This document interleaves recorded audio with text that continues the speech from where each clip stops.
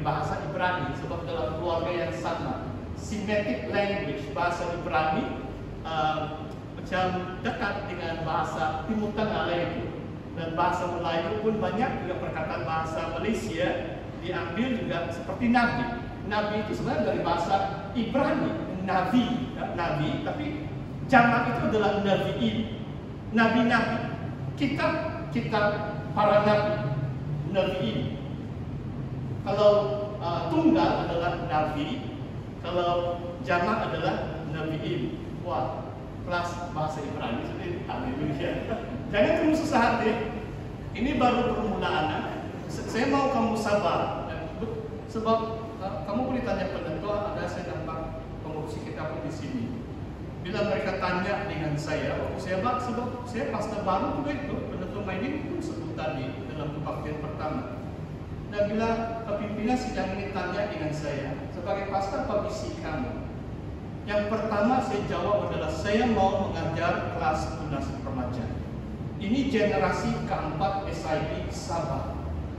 Saya mau, kalau saya sampai 70 tahun mungkin saya punya aim, kalau Tuhan izinkan saya hidup lama, panjang, saya harap, maksudnya sabarlah. Kalau hari ini kamu tidak paham, jangan susah hati. Pastor masih ada di sini. Dengan izin Tuhan itu. Maksudnya ada next week, ya, ada pelajaran kita akan sambung supaya kita bertumbuh bersama. Kita akan bersama-sama melayani di gereja ini, di The Permai. Oke? Jadi yang bagian yang ketiga adalah disebut ketuvin. Dari perkataan kataf adalah I write, aku menulis. Jadi secara jamak ketuvin itu adalah writing, sastra. Jadi kitab-kitab seperti Nazmul, Pengkhotbah, Kidung Agung, Amsal dan sebagainya disebut sebagai ketuvin, kitab-kitab sastra. Jadi ada 3 bahagian utama: Torah, para nabi, Nabiin, ketuvim adalah sastra. Mungkin termasuk sejarah. Banyak kitab sejarah dalam Perjanjian Lama, seperti 1 Tawarik, 1 Raja, itu semua sejarah Israel kan. Dari Yosua pun sampai Tawarik pun banyak tentang sejarah perkembangan Israel, bagaimana mereka hidup di hadapan Tuhan dan bagaimana mereka menjadi saksi di tengah-tengah bangsa-bangsa yang coba mempengaruhi mereka. Biasanya kalau raja itu baik, Tuhan memberkati. Kalau raja itu disebut jahat, ini raja Israel itu. Kalau mereka disebut jahat, maksudnya mereka mengingkari perintah-perintah Tuhan dan mereka dipengaruhi dengan bangsa-bangsa lain. Seperti orang Kristen sekarang. Ada kalau dalam bahasa Indonesia, dan sebab kamu remaja, pasti akan coba dorong kamu, saya akan pakai sedikit juga bahasa Inggris. Coba kamu lihat 2 perkataan ini. Kalau firman, word kan, W-O-R-D. Kalau dunia dalam bahasa Inggris apa? World, W-O-R-L-D kan? Perbezaannya hanya 1 saja huruf, L saja. Jadi kadang-kadang hidup di dunia ini cukup mencabar sebagai umat yang percaya Tuhan. Sama ada kita mau turuti word atau dipengaruhi oleh the world. Secara negatif dunia ini, media kan, apa yang kita, kawan-kawan kita yang belum percaya Yesus dan sebagainya. Cabaran hidup di dunia ini, kita boleh senang jatuh melawan firman atau melanggar perintah Tuhan sebab kita dipengaruhi dengan dunia.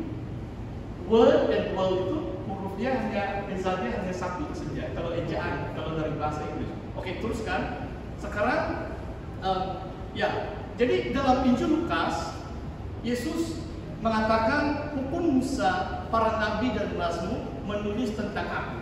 Coba kamu lihat apa yang Tuhan Yesus katakan. Ini penghujung Injil Lukas.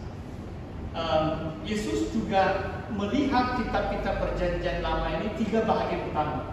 Tuhan Yesus yang sendiri yang beritahu kepada kedua muridnya, ada hukum Musa, ada para nabi, mazmur itu adalah kitab Ketubim, kitab sastra, tulisan. Oke, saya harap kita memahami tentang ini kitab-kitab Perjanjian Lama. Yang seterusnya, next slide. Nah, sekarang kita Perjanjian Baru. Perjanjian Baru mungkin senang sedikit. Kalau kamu buka Alkitab kamu, yang pertama dalam Perjanjian Baru itu apa? Kitab Injil kan? Injil Matius. Dan berapa kitab Injil? 4. Ada jawaban sudah itu. Kamu boleh jawab, nanti pasti satu orang sih yang cakap. Ya. Kalau saya katakan kalau kitab sejarah itu berapa?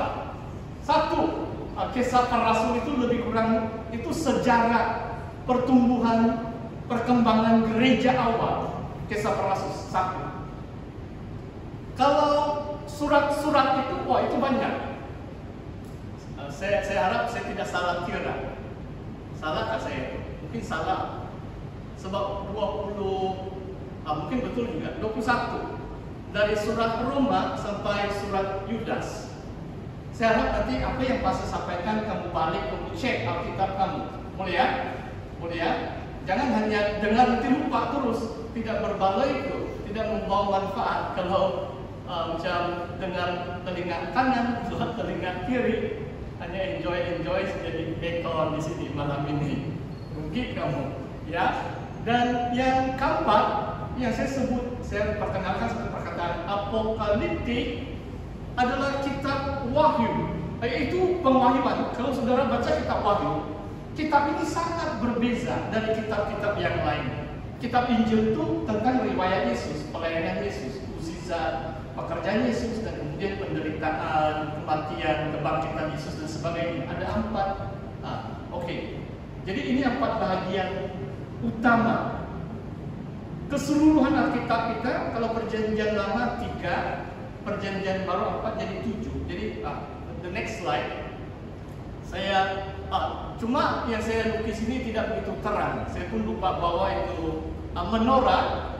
Tapi perkataan pun sangat tidak begitu terang. Kamu boleh baca kayak itu. T adalah Torah, N itu adalah Nevi'im, K itu adalah Ketubim, Ketubim. Jadi itu Perjanjian Lama. Torah 5 kitab Musa, Nevi'im itu kitab nabi-nabi dari Yesaya sampai Maliaki, kitab nabi-nabi. Dan Perjanjian Baru itu adalah dari I, Injil, S itu sejarah, S yang kedua itu surat, dan A itu adalah apokaliptik. T N K I S S A. Kalau bagi kamu yang masih muda, untuk senang kamu ingat, macam ada satu singkatan KISS di sana. Ya, oke. Ya, tapi kita tafsir dengan baik lah. Saya hanya mau kamu ingat saja. Kamu paham lah itu, supaya kamu senang ingat. Maksudnya dari K, Ketubim, di tengah-tengah itu, kalau kita lihat, supaya kamu paham kenapa pastor jelaskan tentang 7 bahagian ini. Sebab bila kita baca Alkitab, di tengah-tengah itu yang paling penting kitab Injil tentang Yesus. I itu yang paling penting.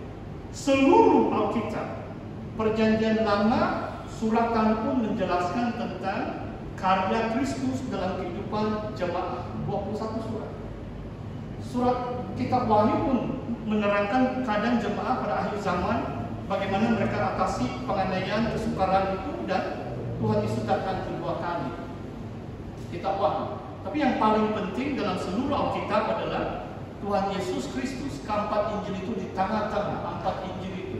Jadi itulah nanti 2 minggu dari sekarang saya akan kembali kepada tafsiran Injil Yohanes, sebab disitulah itu tajuknya adalah 7 gelar Yesus dalam Yohanes 1. Saya harap nanti 26 Juli kamu datang, kita akan sambung itu buku tafsiran Injil Yohanes, dan kita akan belajar bersama 7 gelar utama Tuhan Yesus di dalam bab yang pertama Injil Yohanes. Oke? Itu mau 20 orang. Sebelum kita pergi slide yang seterusnya, jadi saya mau berhenti sekejap supaya kamu yang bertanya, bagaimana? Boleh ikut ya itu? Boleh? Kamu ada soalan? Kalau ada soalan boleh tanya. Ada soalan kamu? Boleh kamu? Boleh ikut? Ya.